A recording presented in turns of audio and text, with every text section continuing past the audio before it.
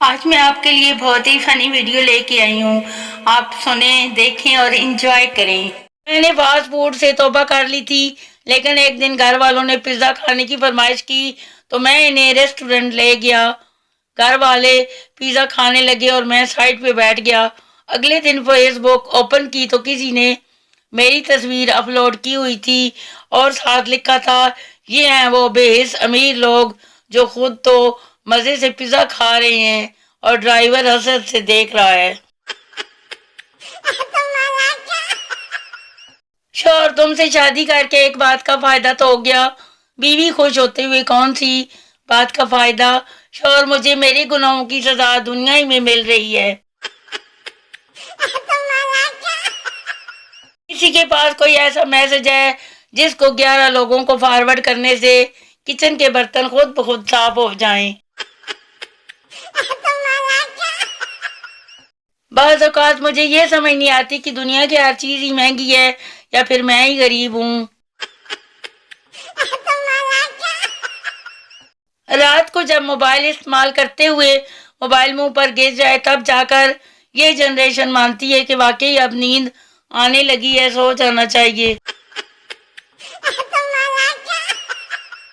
دکاندار، میں نے آپ کو دکان کی ہر ایک چپل دکھا دی ہے، اب ایک بھی باقی نہیں رہی. عورت، سامنے والے ڈبے میں کیا رکھا ہے؟ دکاندار، بہن رحم کرو تھوڑا، اس میں میرا لنچ رکھا ہے.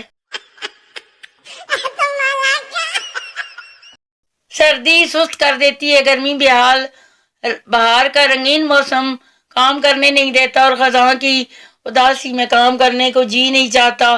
باقی بندی میں بڑی محنتی ہوں.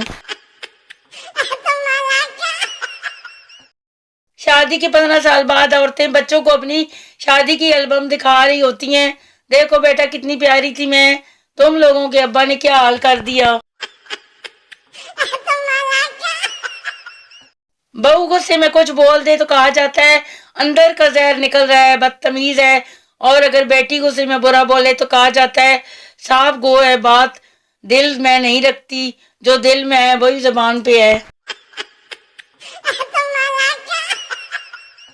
اکثر لڑکیاں برقع اس لیے بھی پہنتی ہیں کیونکہ انہیں کپڑے استری کرنے میں موت پڑتی ہے.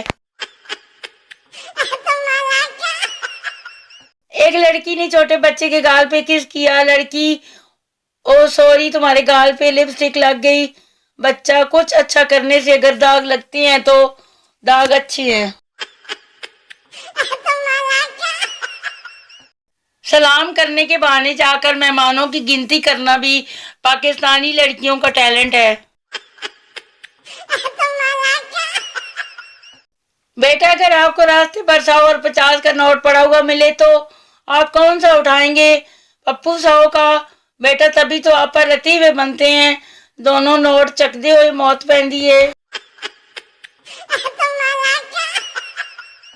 بعض اوقات لوگوں کے ذریعے آپ کو اپنے ان کاموں کا بھی پتہ چل جاتا ہے جو آپ نے کیے ہی نہیں ہوتے.